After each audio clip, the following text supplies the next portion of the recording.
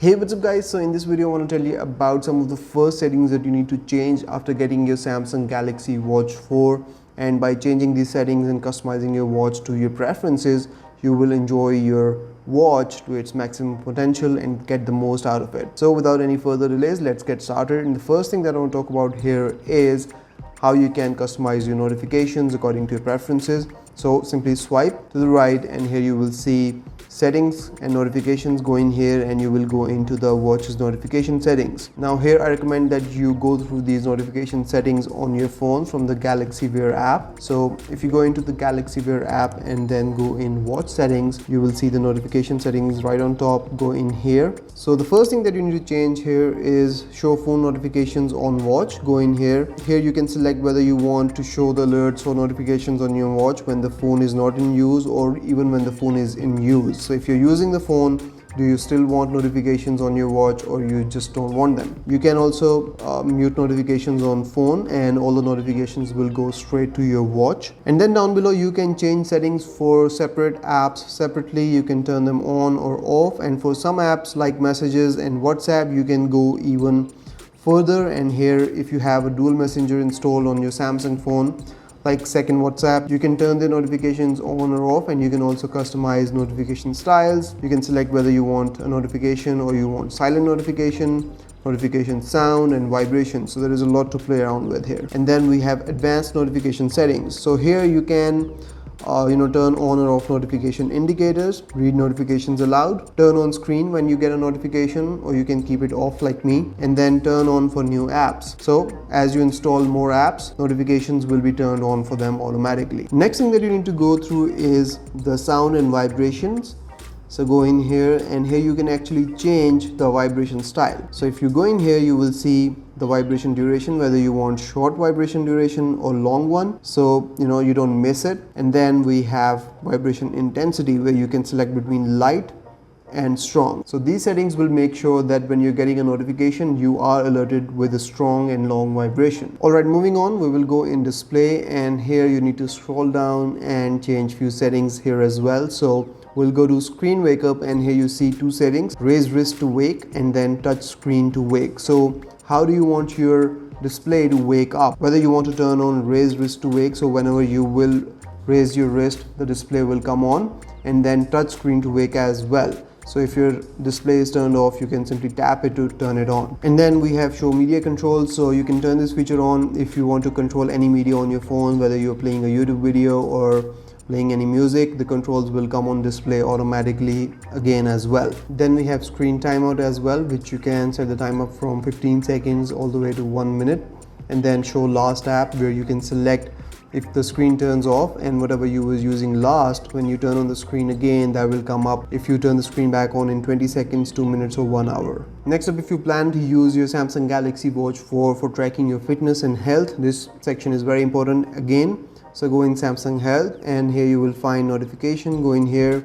From here you can turn on inactive time alerts. You can also schedule it. So if you have been inactive for 50 minutes, the watch will alert you and will tell you to just get on and walk around and stretch. And then you can also turn it on for high heart rate, low heart rate. You can select these values from here as well. Then we have daily activity alerts, steps alerts, auto detect workout, sleep, fitness programs. So you can turn on all of these notifications. Next we have measurement. So here you can actually select whether you want your watch to measure your heart rate continuously every 10 minutes or manual only. Same for stress, whether you want your watch to measure your stress continuously.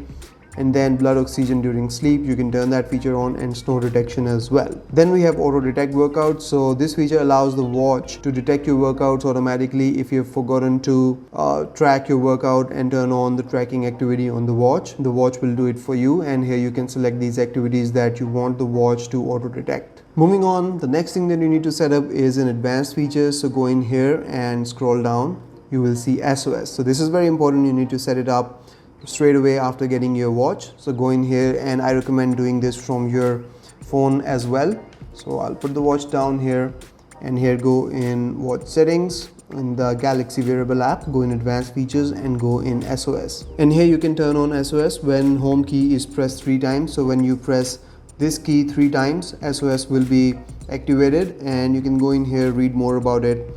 So you can turn this feature on, and then you can also turn on the countdown before sending. So if you have done this by mistake, you have a chance to cancel it. So then you can go back and select your emergency contacts. I have my brother set up here as an emergency contact.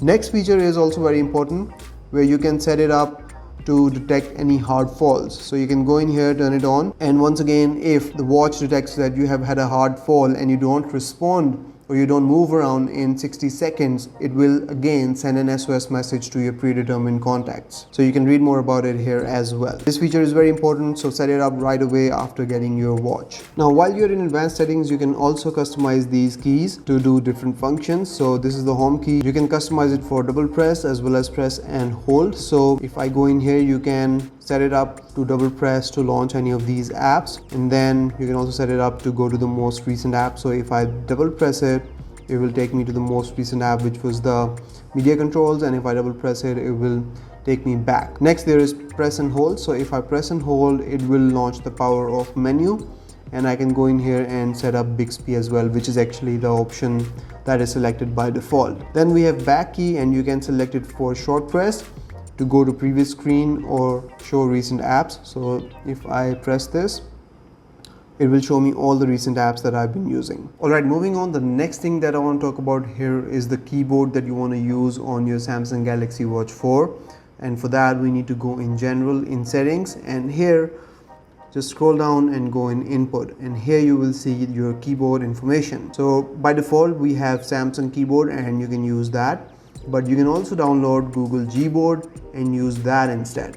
Now you can go in keyboard list and default, and here if I select Samsung keyboard and then go ahead and write a message, you will find this keyboard, and there's nothing wrong with it. It's old style and it works. But then I have Gboard, and if I select this one and go back to typing a message, you will find this QWERTY keyboard, and there is a huge benefit of using this Google Gboard, and that is that we have swipe typing here. So you can very quickly type whatever you want to type, and it is very accurate. So that is the next thing that you need to do if you want to do it. And from here you can also change your quick responses to any messages. So if you go in here, you can then do it on your phone. So I will open up my phone, and from here you can see all of these quick responses when you get a message, and you can add your own custom responses here as well and use them instead of these pre-installed ones. Alright, now moving on, the next thing that you need to be doing is backing up your watch, and for that we need to go in account and backup, and here turn on auto backup, and if you go in here, it will give you more data as to what will be backed up if you turn on this feature. So your watch will be backed up when it's at least 24 hours since the last backup,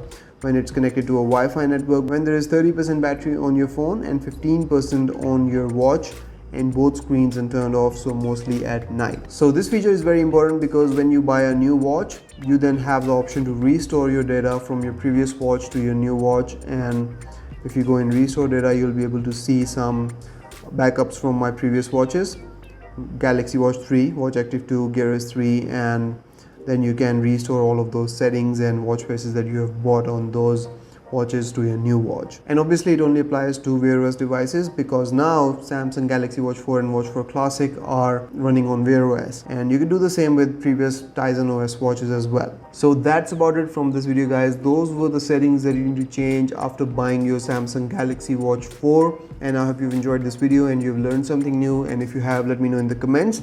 Also, don't forget to subscribe to this channel for more videos like this, and hit that like button on this video. I'll see you in the next one. Till then, take care. Bye-bye.